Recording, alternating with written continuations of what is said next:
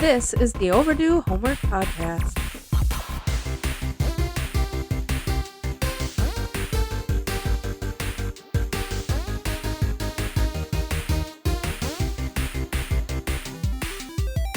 Welcome to the show. That's Trav. I'm Drew. And I'm Trav. This is the Overdue Homework Podcast, and as always, we are here to give you our opinions on 80s and 90s media.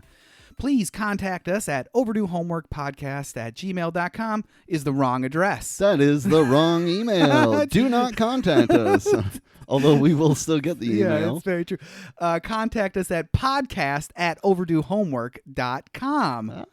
So either email address. Either one. Either one is fine. Either one's fine. Trav, how are you doing? I'm doing really good, Drew. Diving headfirst into the fall and spooky season. That's for sure. Yes. Doing a lot of horror movie Fridays, which is perfect for today's thing. And fall festival stuff, pumpkin picking. Hell yeah. You've already gone out and got some pumpkins? Yeah, we did. Hell yeah.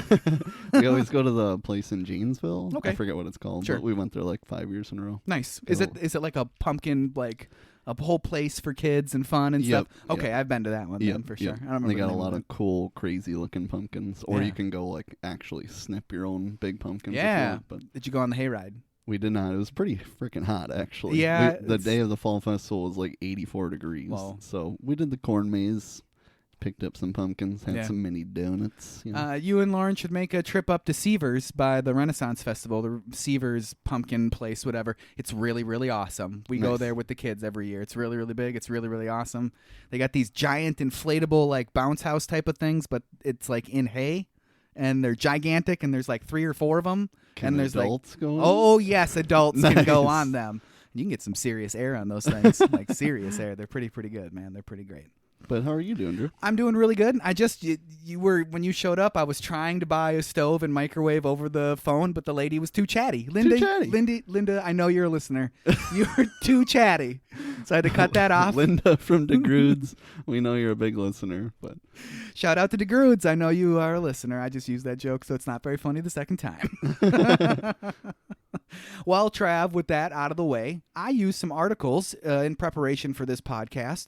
One was from WCSX.com, which is a radio station. Weirdest source ever, WCSX. But it's a radio station. I don't know why they have an article about Friday the 13th, but I used it in preparation for this podcast. that's amazing. And that was by Scotty Hall himself. From noon to 3, drive time, Scotty Hall. I don't know if he's whatever. And I also used one from mentalfloss.com, and that was by Matthew Jackson. So, Trav, are you ready to get over to that homework review? I am ready. Me too. Only if you are. I am ready. You said you were. So let's get to it. Okay, let's get to it. All right, Trav. We are doing Friday the 13th from 1980. And this is our Halloween episode. Ooh. So the original inspiration for this movie was actually John Carpenter's Halloween. Makes sense. Makes a lot of sense once you watch this movie. Producer Sam Cunningham was looking for a model onto which build a commercially successful film, and chose Halloween, the most successful slasher film at the time, I would assume. He found one in John Carpenter's Halloween classic, Halloween. Ultimately, the films don't really share too much in common. Anyways, our movie was directed by Sean S. Cunningham, written by Victor Miller. Victor Miller had a different title in mind for this movie. He originally came up with something completely different, so in the spring of 1979, he was calling the movie Long Night at Camp Blood. Seems too like what do you want to say? Too cliche for a slasher flick. Yeah, too cliche. Gives away the whole movie in the title. It really does. Friday the 13th was a better choice. Yeah, it's more mysterious. Plus, you can't have 9 Long Night at Camp Blood. No, you can't really, can you? Produced by Sean S. Cunningham, starring Adrienne King as Alice, Harry Crosby as Bill, Janine Taylor as Marcy, Lauren Bartram as Brenda, Kevin Bacon as Jack, Mark Nelson as Ned, Robbie Morgan as Annie, Peter Brower as Steve Christie, Rex Everhart as the truck driver, Ron Carroll as Sergeant Tierney, Walt Gorney as Crazy Ralph, Willie Adams as Barry, Deborah S. Hayes as Claudette, Sally Ann Golden as Sandy, Betsy Palmer as Mrs. Voorhees, Ari Lehman as Jason. Release date was May 9th, 1980 in the United States. It had a budget of $550,000, about $2 million in 2024. It had a box office of $59.8 million, and that is $225.2 million in 2024. That's a way to make some money on that movie. Yeah, it is. The film was actually being advertised before they even had financing for it. Hoping to drum up some publicity for his project, Cunningham took out an ad in the July 4th, 1979 edition of Variety, featuring the film's now iconic logo bursting through some glass. It is pretty iconic. Yeah, and it's pretty darn cool. The general structure of the film was in place, but Georgetown Productions had not yet fully agreed to finance it. Cunningham did get a great response from the ad. Everybody wanted this film, he later said. So they made the film. That's kind of a, I don't know, it's a... con man's approach at getting a movie made, but you got to do what you got to do, I guess. It worked. Hollywood's cutthroat. So, Trav, should we get to that breakdown? I think we should. Let's do it, Trav. So, of course, our movie, Friday the 13th, 1980, opens at Camp Crystal Lake, and it's 1958. You may be asking yourself, where is Camp Crystal Lake? You asked yourself that. I did. The camp that was used in filming is Camp Nobebosco in Hardwick, New Jersey. Still active Boy Scout camp to this day. Scary. Very scary. I would have to assume, since this movie is nearly 50 years old, that the buildings there, if they're still there, have been preserved for the posterity of it being in a movie. Yeah. Because those buildings looked very, very old to begin with. So we have campers. They're singing camp songs, and I must ask you, how do they all know all of these songs? I have never heard these songs before in my life. Apparently it was a 50s thing. The 50s were very boring. Yeah. We see someone walking through the camp bunks, creeping on some sleeping kids. Is there any significance that all of those kids are sleeping on their stomachs in that movie? Is there any significance to that?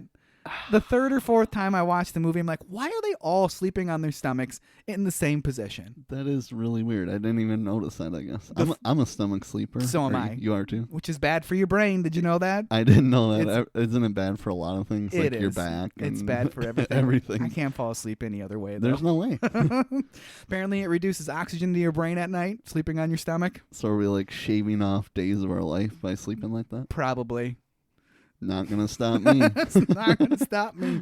I'm not gonna lay awake staring at the ceiling for hours every night. Yeah. I'm sleeping on my stomach. Sons of bitches. Just to get smacked, because then I'm gonna snore super loud if I'm on my back. Exactly. We go back to the main cabin where the camp leaders, the counselors, that's what they're called, are singing their songs, and two of those counselors, they're making eyes at each other. Oh yeah. They leave hand in hand to make whoopee. And that's the last whoopee they'll ever make. Oh, yeah. So they go into their little love den, their whoopee den, or whatever you want to call it. And the lady, the girl in the equation, she's really concerned about getting caught. But the dude, he's like, a man isn't made of stone. Let's bone, lady. Let's bone. So they eventually get confronted by somebody. And this is actually the first time we hear the in the whole movie, right? Right. Well, it's in the intro before you press play, and I had my TV cranked. And Lauren's like, she was in the kitchen. Is that the TV? Yeah, turn that down. That is scaring the shit out of me. But like in the context of the movie, that's the first time. That's the first time. That's the first time you hear it, which is interesting. You want to know where that came from? The some kid in a fan. So the music guy, I can't remember his name. I don't think I even mentioned his name. Let me take a look here. Don't tell me it's Danny Elfman. It's not Danny Elfman. I did not add that into my notes, but he took when Mrs. Voorhees is saying "kill mommy" as Jason, and took the "k" from kill and the "ma" from mommy. That bit, that's crazy. And then put it through a whole bunch of 70s distortion, as he put it. Yeah. And you get the That's pretty funny. Well, I always thought it was cha-cha-cha, ma, but then when you hear that it's sh-sh-sh-pa-pa. so That's did what I. I always thought. But then when I read that, I'm like, it is kick, ma. That's awesome. Whatever. It is kick, ma. It is kick, ma. Yeah. So they get confronted by somebody. We don't know who it is yet. Right. We know it's the killer. That sound is the signal that it is the killer because they use tons of POV in this movie. And I found myself wondering, is that the killer? They'd obviously be able to see that person if that was the killer watching them. Right. It must not be the killer. And then I also realized, with the sound effect, that's when we know it's the actual killer. Right. So we do that. We got the killer creeping up the stairs. They're startled. We weren't doing anything, I promise. But they have no time to do anything but die. It's very, very true. Dude gets gut stabbed and dies immediately. I'm dead. The deaths in this movie are incredible. Yes. Incredible. Air quotes if you missed that. And then we get the amazing Scream freeze frame. That is some iconic, like late 70s, early 80s horror flick stuff. I love that. The freeze frame, it fades to white. Yeah. Doesn't fade to black. It's really cool. She's just screaming like a lady. So we're going through this whole thing like people did the homework, right? Yeah. So we can say whatever we want about the movie, right? Yes, exactly. There is no way in hell that not one single person thought, I can take on this middle-aged woman. None of them even attempt to defend themselves. Even try. Until the end with Alice. Just the pure terror of a 50-year-old woman holding a knife. Right. And you don't try anything. Don't try. I would have Goldberg speared the shit out of that lady. Just slap it Maybe away. She gets a stab on me, but not a life-threatening gut wound. No, that's for sure. Definitely not. I totally agree with you. They never defend themselves. Never defend themselves. You'd think that instinct would have caused them to defend themselves. Something. Instinct. At least one of the guys. Instinct would have thrown an arm up. Something. Throw whatever. That's Anything. Okay. That's okay. And bam, the Friday the 13th title card comes crashing through your TV screen. I really like that. It was really cool. Yeah, I love that. Excuse me. I love that. I love it. Back to the present, present day 1980. And it's Friday the 13th, and we meet our first counselor. She's hoofing it to Camp Crystal Lake, and she meets a dog, a good doggo. A good doggo that's probably been dead for the better part of 40 years. Yes. Poor doggy. Rest in peace, All right, good doggo. She asks him if he knows where Camp Crystal Lake is. He doesn't know. He's a dog. Come on, lady. That's a dead end, so she heads into a diner. Anybody know how far it is to Camp Crystal Lake? The patrons are surprised by her inquiry. Camp Blood? Are they opening that place up again? It's about 20 miles down the road. Can I get a bus? No bus. There's no bus. But Enos over here, his name rhymes with penis. Enos, he'll get you a lift halfway. Come on, kid, let's move it. My name's Annie. Just hop in with some random stranger. Just hop in. It's wild times. On the way to Enos's truck, they run into Crazy Ralph. Yeah. You going to Camp Blood, ain't ya? God damn it, Ralph, get out of here. That line legitimately made me laugh every time. That dude is like so pissed. God damn it, Ralph. Get out of here. Sick of this shit every year. It's got a death curse. So not a good start to Annie's fun summer working at a camp for inner city kids. No. Death curse, Camp Blood. That's not a good. Not a good. They get into Enos's truck, and he totally cops a feel getting her into that truck. Yeah, he does. Just grabs those butt cheeks and pushes her in. Squeeze, squeeze, squeeze. That's what he does. Is something like that in the movie to like give creepy men a pass? Like, is that just what it was at this time? Like, this is normal. This happens all the time. I'm going to help you in movies by pushing your butt up there. I'm going to help you in. Just why? Why is exactly right. Why? Why? In the truck on the way to camp, we find out that Annie's boss is a guy named Steve Christie, and that Steve hasn't been upfront about what's happened at the camp in the past. No, he is not. No. 2 kids dead in 58, boy drowning in 57, bunch of fires, and 62 when they tried to open the water was bad. And she should just quit. I like how he's like, in 57, that boy drowned, and then there was a bunch of fires. Okay. And then the water was bad. Okay, Enos, Jesus. We get it, penis Enos. He thinks she's just a dumb kid, but she's not afraid of ghosts. No. She should be. Annie's lift comes to an end, and she's back on foot. We meet the three more of the new counselors, including Kevin Bacon.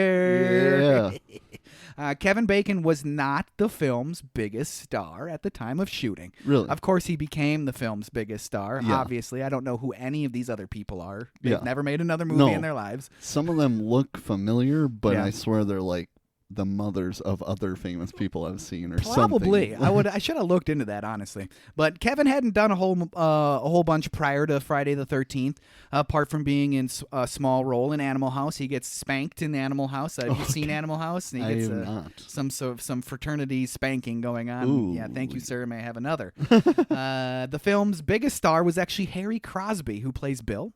He was the son of the recently deceased legendary singer Bing Crosby. Oh, okay. That's crazy. What a weird thing. Hey, my dad's Bing Crosby.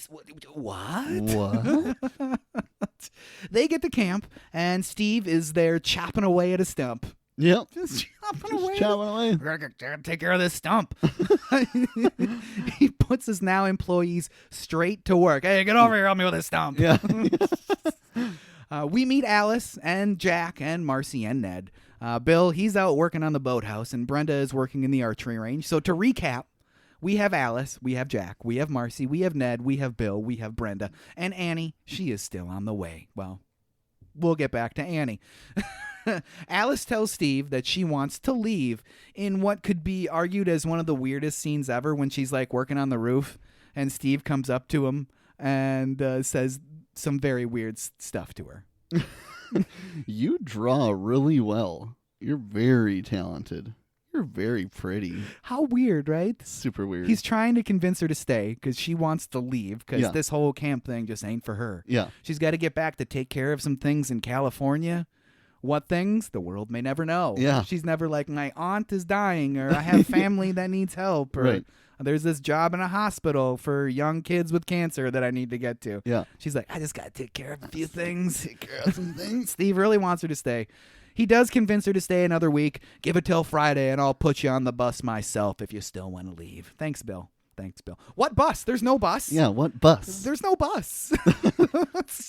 Steve, Camp Blood. Steve heads to town, and he's leaving the counselors to their work. We finally meet Brenda after Ned fires an arrow at her. Yeah. It's very smooth. Very smooth.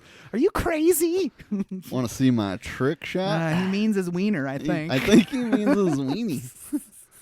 Back with Annie on the road, and she's hitching a ride because that's what she do. With Steve, it looks a whole hell of a lot like his Jeep. It sure does. Do we want to talk about that Jeep? Because that Jeep is the same Jeep that Mrs. Voorhees has. Right. Why are they using the exact same Jeep? I understand it's to cause confusion. Right. But maybe change it just a little bit, because it is literally the exact same Jeep. It's the exact same one. I don't, like, anybody watching that movie would be like, it's the exact same Jeep. Right. How did she have this Jeep before, like, Steve? Like, how did that's just one of the weirdest things with this movie for me. Doesn't make any sense. Like, she just knew this will be perfect. I've got the same Jeep as him. I don't get it. Doesn't make any sense. It doesn't make any sense. It's like almost a cheap director thing to try to confuse us as a viewer. Right. And all it does is make the story kind of confusing if you have never seen the movie. It's like, what is... Because then you're like, what? It's him? Yeah. He's the killer? But right. No. And then you think, okay, so he's dead. Right. She took his Jeep. Nope. Nope. They just have the exact same just Jeep. Same Jeep. It's a popular Jeep. Forest green Jeep in 1980. You know what I'm saying? So we don't actually know who's in the Jeep yet, but we know who's in the Jeep. It's not Steve. It ain't Steve. The Jeep continues past the turn for camp, and then it goes faster and faster. That thing looked like it was going to, like, flip over at any second. Seriously. Just flip over at any second. It's scaring the absolute hell out of Annie. I think we need to stop. Please stop. They do not stop. They don't stop. So Annie tucks and rolls. She jumps out of that bitch. Jumps out of that bitch. Only to be pursued by the driver deeper into the woods. Yeah. She's injured. She's going to get herself lost in the woods. Why not just run in a straight line down the highway? Yeah. Just run in a straight line down the highway. Seriously. Then you're not falling over. There's a good chance another car is going to be coming by. Just run in a straight line down the highway. That's okay. That's okay. Things are not looking good for Annie at this point. She's just going deeper and deeper into the woods. Our knife-wielding mystery driver cuts her off and slits her throat in the woods. Yeah. Bye, Annie. Several crew members actually played the killer before Palmer was actually cast as Mrs. Voorhees. Even as filming had gotten underway, Cunningham was still looking for an actress to play Mrs. Voorhees. So many of the early murder scenes were actually shot without Betsy Palmer, with members of the crew standing in with the hands for the murderer. Okay. For example, when Annie gets her throat cut in the beginning of the movie here, which we just talked about, special effects assistant Tasso Stavarkis is the one who's wielding the knife. Nice. Once you know it's a man, those look like some man feet. They do not look like an old lady feet. Yeah. So, back at camp, and our counselors are getting the dock in order. Bacon looking pretty good in his Speedo. Yeah, I'll give him that much. And someone is watching them from the shore in the woods. Brenda thinks she sees something, but she just brushes it off. And then Ned fakes drowning for a goof. Yeah. Because he's that kind of guy. What a guy. And they all believe it. All for a kiss from Brenda. He squints before squints was squints. Yeah, there we go. Wendy Pfeffercorn. Wendy Pfeffercorn. Pfeffercorn. With a P. But it is, so it's not peppercorn, though. It's pfeffercorn. I think it is. All right, yes, okay. It's okay, though, because Ned is sorry that he faked drowning for a kiss. Yeah. I'm sorry, guys. What do you want? So we're in Alice's cabin, and there's a snake in her cabin. Bill to the rescue. Chops that snake to bits. Yeah. Chops it to bits. It seemed like they really killed the snake for that movie, did they not? That was a real snake. It seems like it. Yeah, I got no love for snakes, but that's still kind of sad. It's still kind of sad. Killing an animal for a movie, I don't really like that very much. At least they know what's for dinner now. I enjoy the comment from Marcy where she's like, "Why are we all in here?" Like, why are you all in there? Why are we all in here for one snake? It's almost like maybe she was fed up with the scene. Like they had taken 15, 20 takes of this one scene where they kept having to run in there, and then finally she was like, "Why are we all in here?" I mean, that's probably what happened, because this scene is just like, it's kind of some bad acting in my opinion. It definitely is, and could have easily been cut out of the movie. Easily. There's no reason for this to be in the movie. When I just watched it again last night, I thought, what is the significance of this other than like adding to the creepiness? Adding to the creepiness, and I think because we now know that there's a killer on the loose, the way that Bill like takes satisfaction with that. With the machete, he like kind of looks at the dead snake with like a little sneer, and then puts the machete. To believe he could be the killer, even though he wasn't in the woods chasing Annie, so it automatically eliminates him because he was at camp with the rest. Right. So that's the only reason I can think that this scene is even in the movie, because I thought the same thing. Like, this movie doesn't need to be an hour and 35 minutes long. Yeah. It is an hour and 35, which is lengthy for this kind of movie, if you ask me. This scene could have easily just been left on the editing room floor. That's what I think, at least. And I forget if I asked you this back when we did Salute Your Shorts, but did you ever go to a camp when you were a kid? No, I never did I did a hockey camp, but that was a day camp. Neither of us did, but to me, I find it, I know so the movie can happen, but how is there only one set of adults in this whole thing? Is that how it goes? Like, you just hire a bunch of teenage counselors to take care of the even smaller children, and there's just two adults. That's it. So I think, when you go back to like the lead paint and like roaming children of the late 70s and early 80s, I think that's kind of how it was. I guess. Like a bunch of teens, late teens, early 20-somethings taking care of what Alice said, what Annie said was 50 inner city kids. Yeah. That seems like quite the undertaking. It seems like quite the undertaking. I couldn't get off my mind. How does this camp hold 50 kids? Yeah, seriously. I don't think it can hold 50 kids. And why the hell are they all sleeping in different cabins? Anyway, back outside, and there's a random bike cop, and Ned's dressed as an American Indian. He's looking like a total doofus. Yeah, problematic. You could say that again. Yep, and the cop thinks they're smoking the dope. Grass, hash, weed. But the cop is looking for Crazy Ralph. Yes, he is. And he was headed out towards camp. So Ralph was walking 20 miles to camp. It turns out he was riding a bike, but they never, that's a long ways to go even on a bike. It's a really long way, especially when you see the bike he's riding. Yeah. It's horrible. Yep, he got it from the Wicked Witch herself. It like almost plastic wheels. Anyway, the cop gets called away. He's not going to stand for no weirdness out here. Thanks, guy. And then he does a less than stellar job at speeding away. The like motorcycle sounds and what the motorcycle's doing do not match up at all. And they don't cut the scene early enough. Yeah. Because at the end of the scene, you can see him like basically like putting his feet out to stop. Like he was just like just wobbling around. Just didn't look great. It was not great. Turns out Ralph made it to camp and was hiding in the pantry. This place is cursed. It's got a death curse. You're doomed to stay. Go, go. You said this already, Ralph. Now you just said it at camp this time. Yeah. Super freaking creepy, though. Very creepy. Like, how did he get in there? How the hell did he get in there? How did he get in there? He got in there. Just snuck in there. Just snuck in there. Thought, Standing in you the know what? pantry. I'm going to stand in here. Drunk old man Maybe standing he's in the trying dark. to be scary, to scare them out. Maybe. Give them more reason. Like, okay, we got creepy guys in the pantry. I'm out of here. I like it. I like it. I'm thinking that's got to be what it is. But then he leaves, on that plastic wheeled bike that we sent. What could possibly be next in the line of weird occurrences? I don't know, man. But we're in the kitchen with the counselors, and we learn about the generator. It's old, but it still works. It's just like my cousin's in his cabin or whatever. Like this one random teen is a professional with this old-ass generator. Sure, dude, whatever. Great job.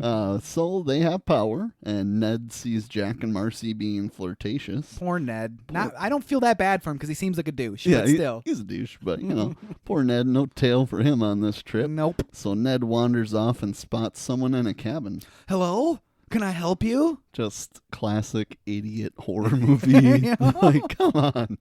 It's nobody that you recognize, and nobody should be there. No. There's only supposed to be one set of adults. Oh, hello.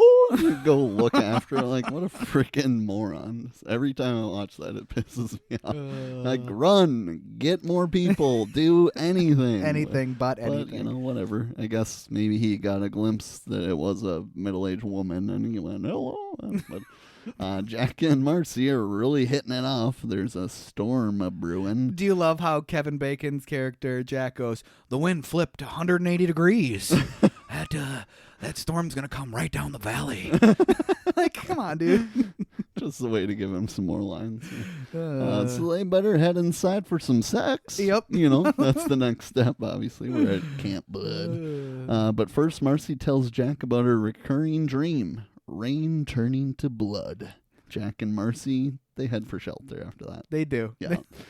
It's sexy time. It is sexy time. So they're in the main cabin now with Alice, Bill, and Brenda. So they do the most logical thing. Strip Monopoly and smoking the reefer. I mean, it could be worse. It could be worse. Why not just play like cards, though? Like, Monopoly's way too involved. Way too involved. I love me some Monopoly. Yeah. Don't get me wrong. We have to believe that, it's a staple for counselors to know all these songs, but they don't just know, like, strip poker. Nope. Strip Monopoly. Strip Monopoly. With the reefs. With the reefer. Back with Jack and Marcy. They be banging. We get a little bacon butt. A little bacon butt. That reminds me. Did you watch the uncut version?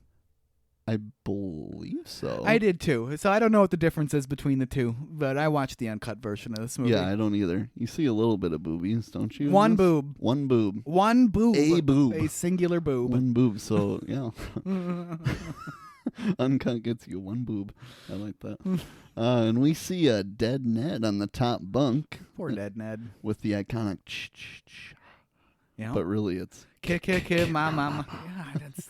Kick, my mama. Kick, my mama. And then, as we said, the single boob of the movie. Single boob. We couldn't even get two boobs. Come on. Two boobs. At least 3/4 boobs, something. Something. Marcy needs to pee, so she leaves in her underwear. That's what you do, just run out in the rain in your underwear, big mistake. Yep. While Jack waits for the return of Marcy, he sparks up a doobie. And then gets a drip of blood on his forehead and an arrow through the chest from below. Yikes. So that killer was there the whole time. The whole time. He did. So we got a dead body above them, a middle-aged woman with an arrow underneath you while you be banging. No. I refuse to believe that. Nobody? Especially because when they come in the room, I paid attention the last time I watched it with Lauren. They're was nobody on the floor. Nobody on the floor. How the hell did she sneak under that bed? The throes of passion distracted them. Yeah, maybe. Just some serious eyes closed love making. That's all it is. Eyes tightly closed. Tightly closed. Oh, man, this is so good. Oh, man. So the killer was there the whole time somehow. And, he's dead. He's obviously. very dead. Arrow through the chest, neck Dead. area. Kevin Bacon's iconic death took hours to film and almost didn't work. This was the most complex death scene to film in the movie. To make it work, Bacon had to crouch under the bed and insert his head through a hole in the mattress, which you can tell, obviously, that it's a super fake body after it happens. Then a latex neck and chest appliance were attached to give the appearance that he was actually laying down. They didn't bother to match the skin tone. No, so we ain't buying it.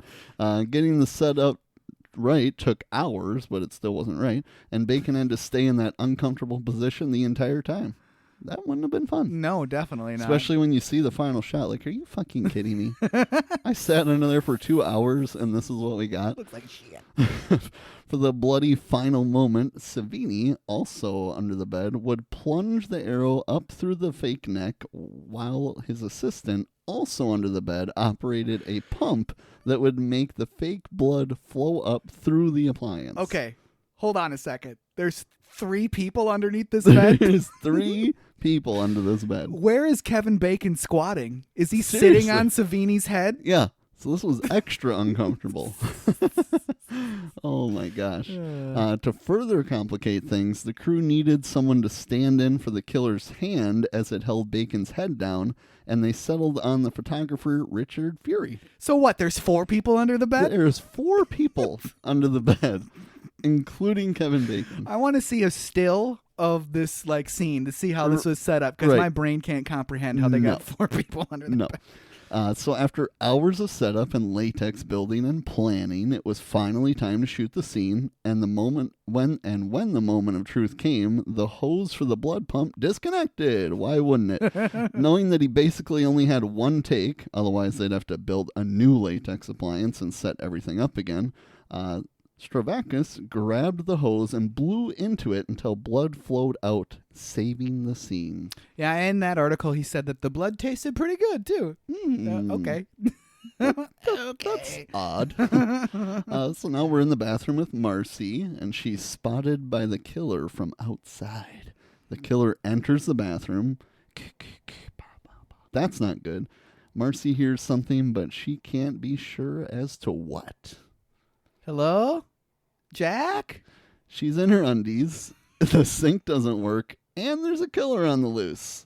Then she hears something again. Ned, come on, you guys.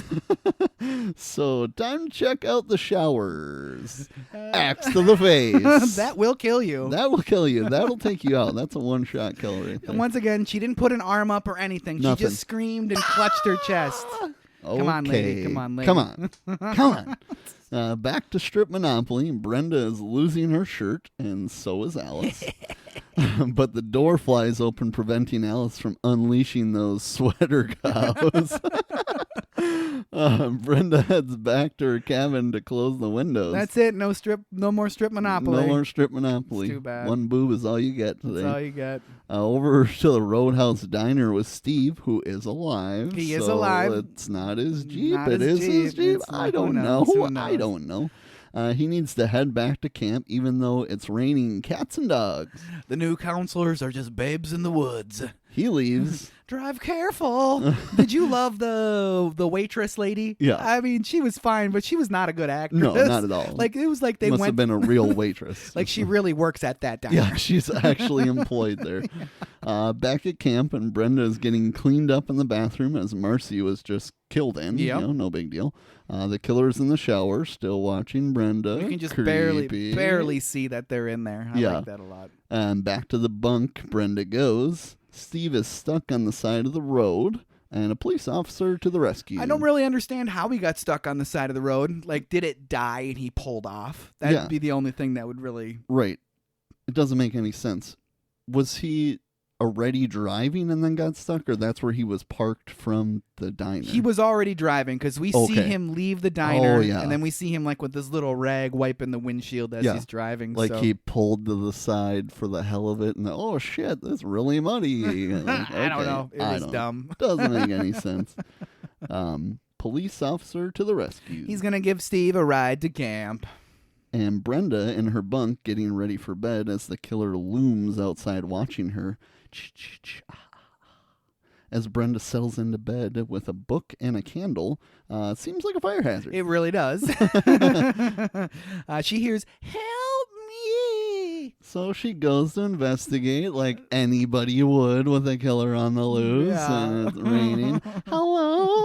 Over here, please somebody help me. Where are you? Hello? Bam! Blinded by some lights, and Brenda is scared shitless. This isn't funny anymore. Was it ever? No, I don't know. I don't think so. Brenda screams, naturally, and we flash over to Alice in the main building. Bill comes back. The generator's okay. Great. Thanks, Bill. Thanks, generator man. Alice thinks that she heard Brenda scream. And the archery range lights were turned on, even though they're off now, because he looks out, he's like, I don't see anything. Well, they're off now, you ass. Bill wants to go investigate, as, again, anyone would do. Yep. By themselves. Yep. Like, I'm going to go check it out. I heard someone screaming. But Alice wants to go with, so they do. I do like that, at least for once. We got a couple people going together. When she asked to go with, I'm surprised he wasn't like, no, you should stay here. I was, too. I was like, every really? time I watch it, oh, he's going to let her go. All right. Like, no, it's too dangerous for you out there. That's what you expect. He's really thinking, I think I can run faster than Alice. Yeah, so. For sure. And if I got a tripper, I will. So we're in Brenda's bunk. Nothing except for a bloody axe in the bed. What's going on? My favorite / not favorite, because it's the worst line in the movie, but I can't help but think this is ridiculous. So you're losing friends left and right. Yep. You got no adults on site. Yep. You're scared shitless. You're at Camp Blood. You go looking for your friend who you heard scream and could possibly also be dead. There's a bloody axe on the pillow, and you pick it up. What is going on? I think we know what's going on. It's time to get the hell out of Camp Blood is what's going on. And it's not nearly bloody enough for having just been in somebody's skull. And then she... Exactly. And then she puts it back on the bed. The hell's the matter with you? Take it with you, you dumb broad. Place it down in case they need it again, Take it with you. Oh, my God. It drives me nuts. Over to Jack's bunk, and it's empty. Then to the bathroom, and Alice thinks they need to call someone. She's serious. That's the smartest thing anybody said this whole movie. We should call somebody. Yeah, I really think you should. So over to the office they go. Neither of them have a key to the office, even though it seems like Alice is like second in command. Yeah. She does not have a key on her person. She was just playing strip Monopoly, so maybe she took the key out as an article of clothing. Maybe. And then I thought what Alice was doing when she's like, wait a second. I thought she was going around the side of the building to like pull up one of those fake rocks where there was going to be another key. Yeah. No, she just grabs a board. Yeah. It's just a board. Smashes it open. But the phones are dead. Someone cut the line, and the truck is dead. What's the matter with it? It's wet.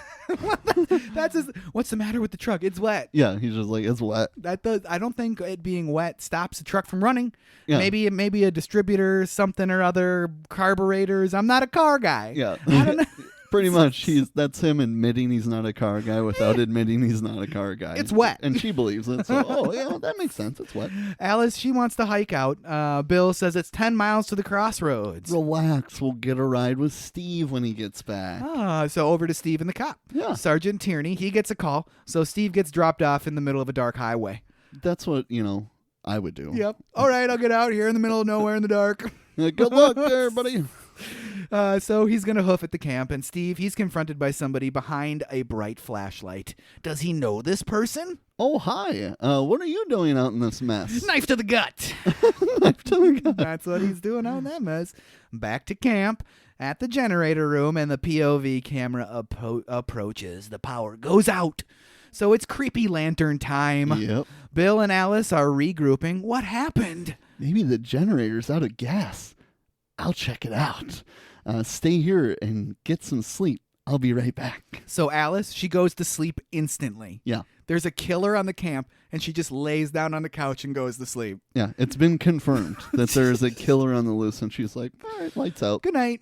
Good night. Wake me when you get back, please. Yeah, please wake me when you come back, because I'm scared. So Bill, he's at the generator room now, and we got gas in that generator. It's good. Got gas. He's just fiddling around in the dark at this point. He can't see anything. He's just groping around in the dark trying to figure something out. Alice, she awakes and screams for Bill. Bill! Oh, yeah, he's at the generator. Oh, yeah, that's right. I'm going to go make some coffee. What? And we get a fake out jump scare from the pantry, right? Yeah. You totally expected something, someone's a raccoon, a bat. For sure. A big spider. Something. Something to be in there to make her, Crazy Ralph. Crazy Ralph again. Yeah. Alice, she can't stand by, so she goes to search for Bill. First stop, the generator room. There's no Bill, though, just his poncho. Bill! Bill! Bill is dead. Bill's really dead. And he's arrowed to the door. Yikes. I don't like that scene because he's got like 3 arrows in him and he's supporting like a 180-pound man. Yeah. Great. And when you know that it is not Jason Voorhees that did this, but instead a middle-aged woman, you're like, what the hell? He jumped as she was firing arrows, right? You got me. She jumped, and then, Mrs. Voorhees Legolas her ass and 3 arrows at once. Bing, boom, to the door, bitch. Alice, she can't believe that Bill is dead and stuck to the door, so she runs away.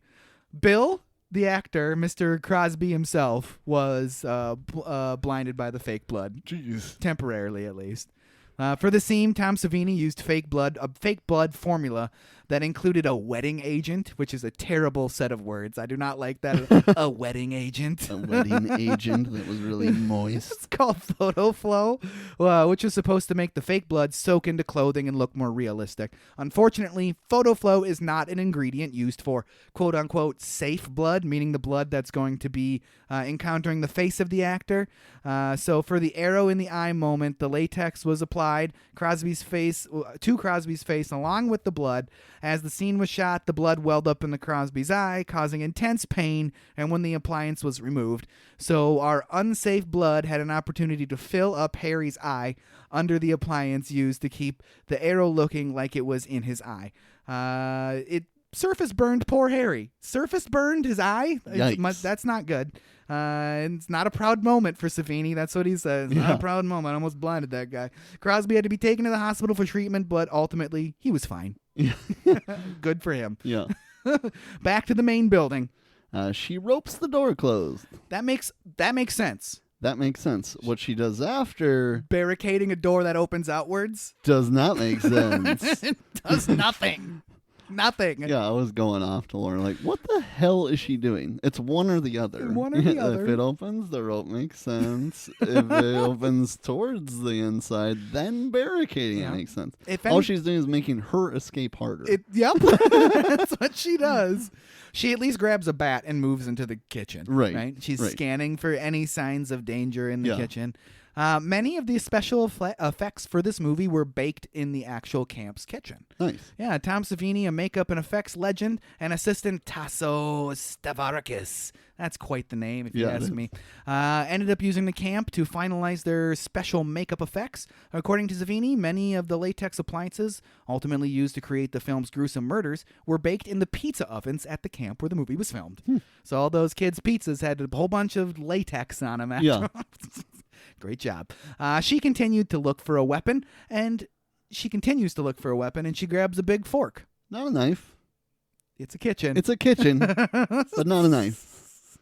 Just a big fork. Yeah, just a big fork. Great. Alice hears a branch snap outside, and Deborah flies through the window. A dead Deborah. Dead Deborah. She just flies through the window, which once again, now that we know that it is this 50-plus-year-old woman, is not throwing a 120-pound other woman through a window. Who is dead, too. Yes. Like, we're talking dead weight, just chucking that bitch through the window. And Brenda does not do a very good job of acting dead. She constantly is moving. Yeah, that's what I thought, too. Constantly is... You're dead, Brenda. Yeah, I genuinely thought, is she alive? The first time I saw the thing, I'm like, she's alive still. No. She's supposed to be dead. Be dead. She's supposed to be dead. She does not good at playing dead. Yeah. And doesn't Annie is who this is right now, the blonde? Alice. Doesn't she drop the bat then? Yeah, I believe so. As she's scared, she drops the bat. Then does not pick it back up. So she's forkless. She's batless. What the hell is she doing? And then she goes back into the kitchen later. She could have picked the bat up again. Yeah. It's still laying on the floor later. Oh, God. Drives me nuts. Or go to the bunk where the axe is. Yeah. Seriously. But, Steve arrives to camp. It's not Steve. So now the reveal is made that it's still no reveal. She could have commandeered his Jeep, I guess. Right. I guess it doesn't have the trailer that the other. But anyways, that Jeep is stupid in this movie. I hate that Jeep in this movie. Right. It's Mrs. Voorhees. Shelley Winters was the first choice for Mrs. Voorhees. Interesting. For the role of Mrs. Pamela Voorhees, Cunningham and company went in search of an actress with a recognizable name. Cunningham made the list of actresses he was considering, and two-time Oscar winner Shelley Winters was his top choice. Poseidon Adventure, Lolita. Those are a couple of movies that... Shelley Winters? Yep. Winters wasn't interested. Interesting. Fellow candidate and Oscar winner Estelle Parsons actually negotiated to be in the film. She ultimately backed out. Her best-known role was as Beverly Harris, the mother of the title character in the sitcom Roseanne. So that's kind of interesting. Cunningham also considered actresses, Louise Lasser, and she hosted SNL in 1976 and was married to Woody Allen and starred on some of his movies. That's pretty cool. That's really cool. Dorothy Malone, right up until filming began, she was also considered. She's mostly a B-movie star, but won Academy Award for Best Supporting Actress in 1956. Nice. Yeah. The production wound up with Betsy Palmer in the role, who was known for her Broadway roles and multitude of TV appearances dating back to the 50s. She did the movie because she needed a new car. Interesting, huh? That is interesting. She broke down on the side of the road. Yeah. So she got a forest green Jeep, and she drove home with that bitch. Got home at 5 a.m. after her car broke down, and it was a situation where I desperately needed a new car, Palmer said. If I hadn't needed a car, I don't think I would have done Friday the 13th. That's crazy to think, honestly. I need a car, She is an old friend of the Christies. She's there to help. And Alice tries to convince her that everyone's dead, but Mrs. Voorhees, she doesn't believe it. It's just this place, the weather. I'll go look. But they'll kill you too. I'm not worried. Because she's the killer. She's the killer. Why the hell would she be worried? To the main building, and Mrs. Voorhees sees dead Deborah. And then goes into the story of her son. The counselors weren't paying attention. She's so dramatic in this movie. You can tell that she's like a Broadway person. Definitely. She's like throwing her her arm up. They were making love while that young boy drowned. His name was Jason. Mommy, help me. I am. Why the hell are you telling me this story, lady? Like, either you're here to save me or you're the fucking killer. So get the hell out of here. Just like going off. I'd be slowly like creeping back. All right, I don't trust this broad. She couldn't let this place open again after what had happened. Jason, my only child. Look what you did to him. Look what you did to him. Knife attack. Knife attack. And Alice fends it off pretty damn good. She defended herself. She actually tried. And it worked. It worked. Holy cow. Because Mrs. Voorhees is old. Yeah. It's just, it's one thing if you're actually not, this is the first time you watch the movie and you're picturing it's this behemoth of a man in a hockey mask. He's scary. But it's not. It's not. It's a middle-aged woman. It's a middle-aged woman. So finally, somebody gives a shit and tries to defend themselves, and it works. It does. Alice runs for the Jeep, dead Anne in the front seat. That's scary as shit. Yeah, that is pretty scary, actually. And then dead Steve hanging off from the roof. Alice runs into the darkness. Mrs. Voorhees threw Steve on the roof. Yeah. What? Seriously. And the knife is still in his chest when he comes down. Oh, yeah. So she doesn't have a knife anymore, unless it was a second knife. She's got a few knives. She's got a few times. Anyways, kill her, Mommy. Kill her. Don't let her get away. I won't, Jason. I won't. We got some serious, like, Norman Bates stuff going on. For real, talking to herself. Alice heads to a gun storage area in the shed at the kids' camp, and she grabs a gun, and the power comes back on. That's good. Alice has the gun, but no bullets. She can't get no bullets. She's bullets. searching all over that desk, all over it. The bullets are in the one that are locked up with a chain and padlock. Yeah. Yeah, exactly. But, it's no problem because Mrs. Voorhees is there to kill her finally. Finally, thank God. And Alice is cornered and is getting roughed up. Literally just slapping her. Slap, slap, slap. Just bitch slapping her left and right. And then Alice uses the butt of the gun to smash that old broad right in the pussy. The cooter shot. Mrs. Voorhees is down for the count, and Alice runs once again. The game of cat and mouse continues. Alice, she returns to the main cabin, and she's looking to hide. She tries to shimmy behind the spice cabinet. Yeah. She's like, nah, this isn't gonna work. You can still see me completely. Yeah. So she heads to the pantry, the second most obvious place to hide in Definitely. this There's no way they're gonna come look in the pantry. I'm safe. So- Especially if it's locked. Then there's no way anyone is behind there. Excuse me. So of course she's discovered, obviously. Obviously. And then we get this movie's Here's Johnny moment. Yeah. Even though this movie precedes The Shining, its release was May of 80 and October of 80 was for The Shining. Oh, okay. So maybe Stanley Kubrick really liked this movie. Hey, yeah, definitely. I'm guessing they came to the same conclusion at their own paces, by their own means. So Alice grabs a pan, the second time she's picked up something at least smart to defend herself with, and fends off a machete with it. Way to go, Alice. Knocking Mrs. Voorhees to the ground. And she seems to be injured pretty severely. Blood coming out of the back of her head. So Alice leaves thinking that she's dead, I guess, without checking or hitting her in the head maybe a couple more times because she just killed all your friends. I can get That's it. what I would have done. But hey, whatever. Oh, she makes it to the canoes at the lake, and so it's time for a beach brawl. Yeah. The reflection in the lake was a cool shot. Yeah. When you see it, initially, you're like, oh, man, she's going to come up right behind her. If you ask me, he kind of ruined the shot by establishing the shadow before you see the reflection in the lake. Yeah. Why not see the reflection in the lake? Why not just stay on that shot and then just have the reflection? Even if the shadow enters the scene at the same time, right. But then see the reflection. There's no reason to establish that shot, see the shadow, and then go back to that same reflection shot to see Mrs. Voorhees reflected. Yeah. Just have one continuous shot. I'm not a director, but that's what I would have done. Right. They tussle on the beach. No one's really getting the upper hand for very long. That is until Alice gets her hands on that machete. And Mrs. Voorhees is sans one head at this point. Yeah. I love how her headless body grasps at the air with fists of anger. Yeah. Because, when the body, it lives on for a short while after you chop its head off, right?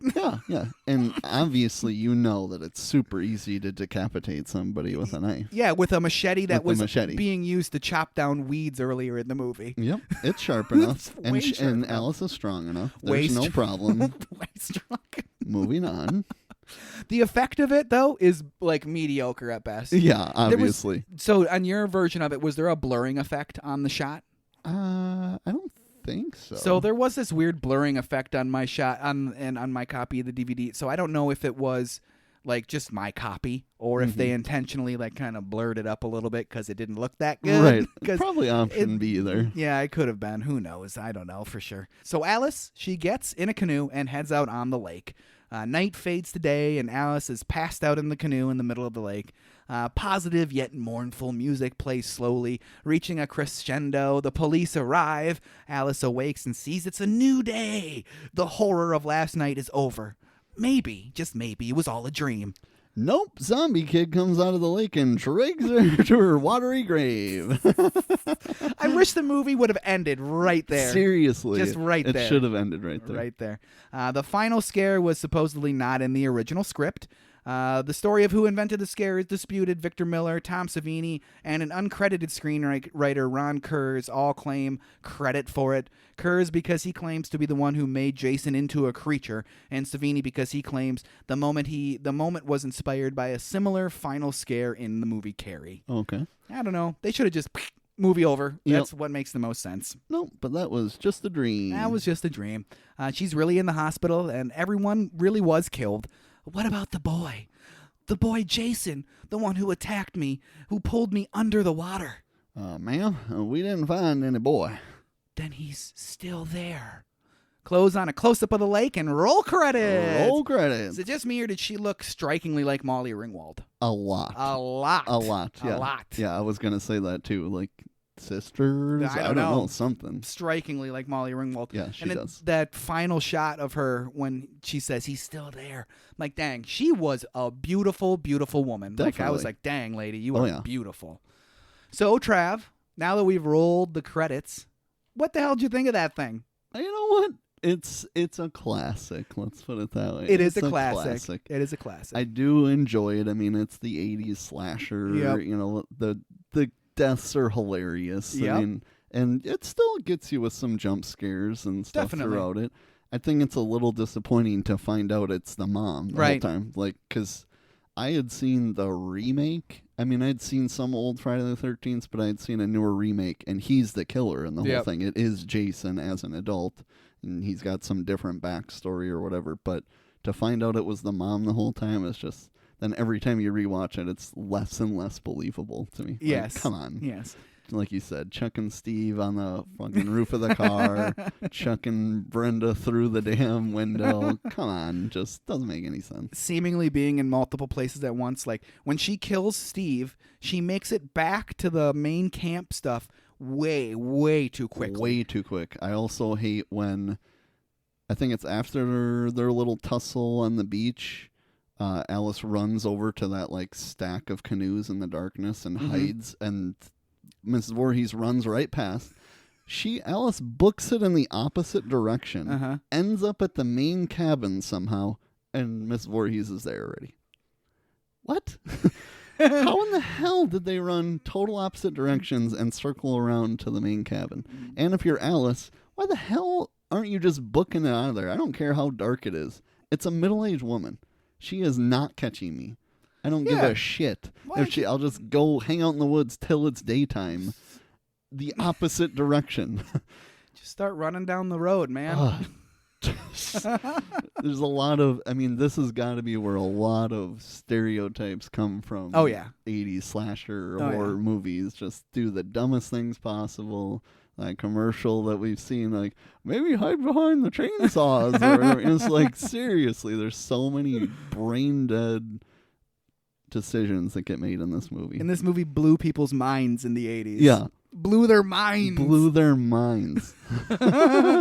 So I really liked the movie. Like you said, it's good. Yeah, absolutely. So like you said, it's a classic. Yeah. You see where a lot of modern tropes come from. Yep. Yes, this movie is copying Halloween, which is like the OG modern slasher flick trope creator, whatever. Yep. Watching this movie multiple times in a row does not do it any favors. No, it does not. It's fun to find the quirkiness in it, and it's almost like it's completely unintentional, but it's almost tongue-in-cheek at some points. It is. And it's because of our perspective now on the way that this stuff gets displayed in popular media that we can see that it's almost tongue-in-cheek, even though that was Cunningham, not his intention whatsoever. Right, yeah. Will I watch this movie again? I don't know, but I probably will get back to it at some point in my life. Yeah. I don't think there's any reason for me to watch it again this year. No.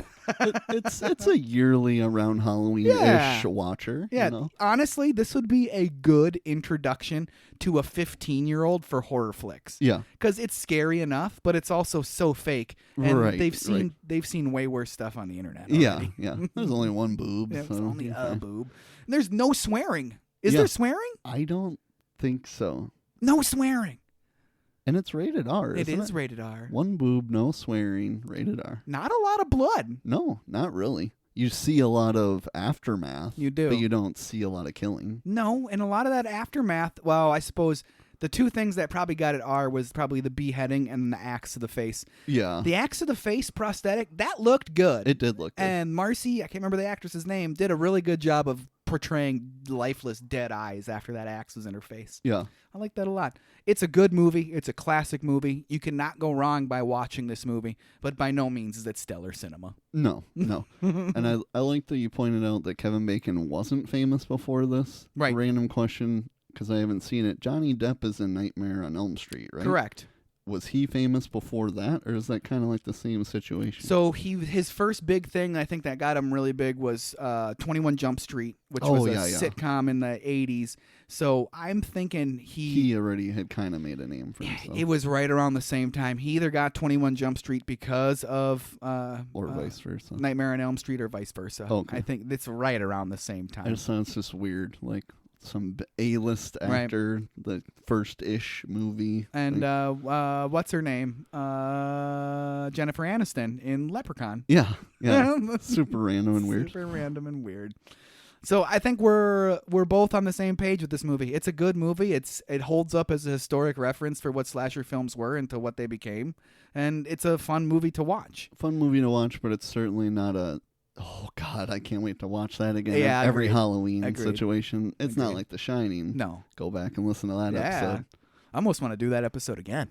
That was a really good one. It was a really fun episode. Anyways, let's get on to that homework assignment, Trav. We are finally getting to Basic Instinct. Yeah, shout out Jake at the Triple Jake. Falls podcast. Who knows how long ago you suggested this, but we're finally getting to it. Finally doing it.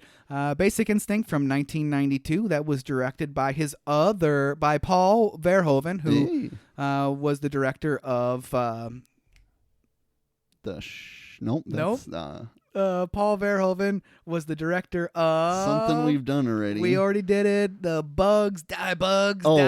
Starship Troopers. Starship fucking Troopers. Man, I need to not have such bad memory, because that's a great movie. That was also a Jake from Triple Falls recommendation. Yeah, it was. So we're finally getting to it about a year and a half later, but that's okay. Hey. Directed by Paul Verhoeven, written by Joe Estes, produced by Alan Marshall and Mario Kasser, starring Michael Douglas as Detective Nick Curran, Sharon Stone as Catherine Trammell, George DeZunza as Detective Gus Morin, Jean Triplehorn as Dr. Beth Garner, Dorothy Malone as Hazel Dobkins, Dennis Arndt as Lieutenant Philip Walker, Leanne Sorrell as Roxy Hardy, Bruce A. Young as Andrews, Chelsea Ross as Captain Talcott, Wayne Knight as John Corelli. If you listen to our Jurassic Park episode, you would know that Steven Spielberg chose Wayne Knight for his role in Jurassic Park because of Basic Instinct. Bada bing. Bada bing, bada boom. Daniel Von Bargen as Lieutenant Marty Nielsen, Stephen Tobolowsky as Dr. Lamont, Benjamin Mouton as Herring.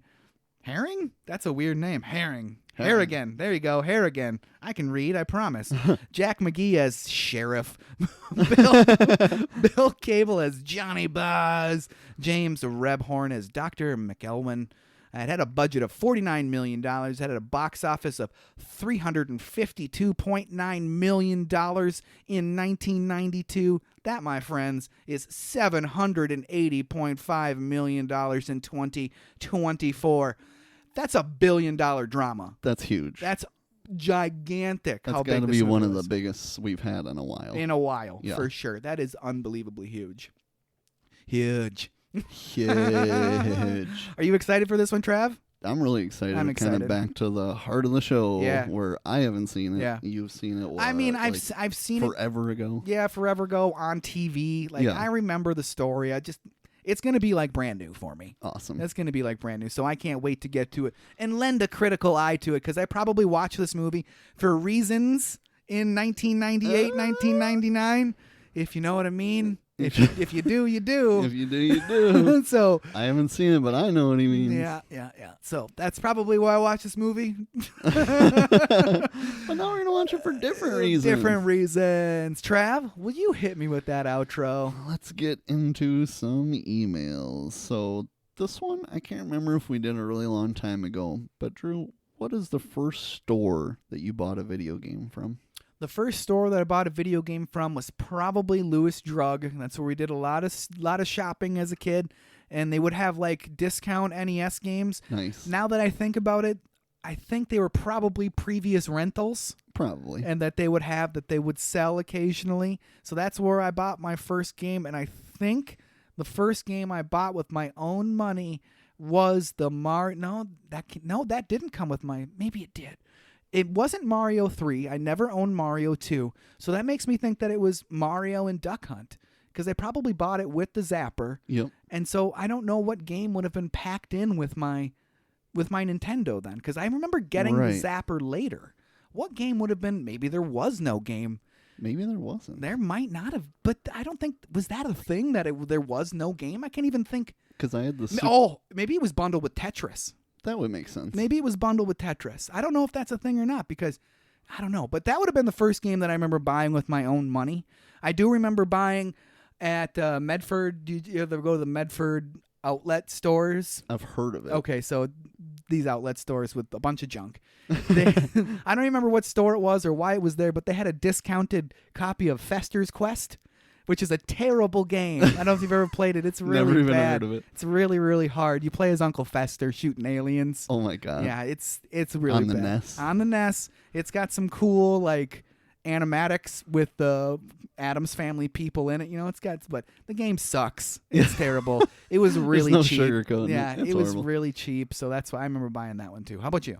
First place I bought one was the mall in New Ulm at On Cue. Okay. It was called. Yep. They had CDs and games, and it was either Crash Bandicoot 1 or Spyro the Dragon 1 on PlayStation. Nice. That was my first purchase. Nice. I remember buying like PlayStation for me was like when I was responsible for buying my own games for the most part. Same. So I remember buying like Crash Bandicoot It was the greatest hits one that I bought when it came out, and so yeah, man, buying those PlayStation games, there was nothing more satisfying. Nothing. And the black discs, it was so badass. So badass. Yeah, there's just nothing more satisfying than that. Just making a game purchase where it does not affect your money in any way, shape, or form. Yeah. Now it's like maybe once every 4 months I'll buy a new game. Unfortunately. It's pretty unfortunate. Mm-hmm. Here's another one. What is a video game franchise that used to be prominent more in your childhood that you don't really play that franchise of games anymore? Unfortunately for me, it'd definitely be Metal Gear Solid. I've dabbled in the newer Metal Gear Solid games, and I've just never really played them. And I loved that Metal Gear Solid from 1998, and I played it a lot. Metal Gear Solid 2, played that a lot. Metal Gear Solid 3, played it a lot. But the fourth one and the fifth one, barely played them. And there isn't a sixth one, I don't think so. I think there so. Might be one in production. I know they're remaking the fourth one. Yeah. And did you buy the remaster of the first three? I did. You did. I did, and it's a lot of fun. And sure. I loved playing those games again. For sure. Yeah. Yeah, I put down Sonic. Oh, nice. I did a lot of Sonic when I was younger. Yeah. And I never owned a Genesis, but like my babysitter had a Genesis, my cousin had a Genesis, so everywhere I went, I played Genesis and played a lot of Sonic, but I definitely don't anymore. I mean, Sonic games have kind of become trash, so unless you have a Genesis to play the old ones, you're probably not playing Sonic for the most part. When you play those emulated ones on modern consoles, even when they're like the legitimate ones released by Sega, they just don't play right. They're weird and clunky, and I don't know. When you play them on the Genesis, though, they just have a feel to them. Definitely. It's kind of interesting. interesting. Hold that old controller, you know? That weird shaped controller. Yep. Sonic and Knuckles. Yeah, baby. man. We got a question for Drew. What is a movie from the 80s or 90s that you've watched not for the podcast? Like, it can be since we've started the podcast. Doesn't have to be super recent, but can you think of something we could have covered, but you just watched it for the fun of it? Oh, Hook. Nice. For sure. I tried to get my daughter to watch Hook with me. She lost interest, but I'm like, fine, you go do whatever you want. I'm going to finish this movie. Nice. And that was probably a couple months ago. Just on TV or something? No, on Disney Plus. So sure. It wasn't like on TV, but it was on TV, I guess. Hook for sure. Nice. For me, I cracked down and watched D2. Nice. After we just did Mighty Ducks, I'm like, you know what? I'm feeling it. Let's just say I'm pumped to get to that sooner than later for sure. It's better than the first one. Knuckle puck time, baby. Knuckle puck time, baby. Yeah. I gotta love me some D2 for sure. Absolutely. It's definitely cheesier than I remember. For sure. Of course, obviously, but still. No, Iceland is very green and Greenland is very icy. Come on. And then, the Bash Brothers get all butthurt because he's hanging out with the enemy. And they're like, having ice cream with the enemy? you lion sack of shit. The whole Rodeo Drive scene where they're trying all the clothes on, just trying to be like Pretty Woman. Yeah. Oh, man. Like Ridiculous. Ridiculous. Super ridiculous. Ridiculous. One more question for Drew. Is there any podcast movies that we've covered that you've been itching to rewatch? I mean, The Shining is coming up. I plan on watching this come October here. Definitely. Obviously, The Shining is a yearly watch for me every year. Starship Troopers, now that we've mentioned it, and I'm sad that I couldn't remember the name of it, but thinking about that movie now, I'm like, dang, that movie is really, really good. I really enjoyed that. Yes. That's definitely up at the top with like Top Gun of movies I hadn't seen that we covered that I just thoroughly loved. It's only taken maybe a year or so, maybe a little closer to 2 years, but some of those early movies that we did, like the Batman movies, even like the crappy ones, I've been wanting to watch them again. I've been wanting to watch them again, especially since Michael Keaton's kind of everywhere right now. Yeah. I'm like, I would really like to watch 89 again. And I don't know what I've seen them in, but they've been getting brought up in like shows I watch, like the crappy Batmans and stuff. So it's just like, I don't know. I kind of want to watch them again. It feels like an eternity ago. Yes, it does. Keaton's hosting SNL this year. Oh, yeah. So hopefully they do a little Batman skit. Batman skit. It's 40 years for SNL this year. It's going to be a big year. There's some really good guests and guest hosts and some really good musical people coming up. So that's awesome. Wait.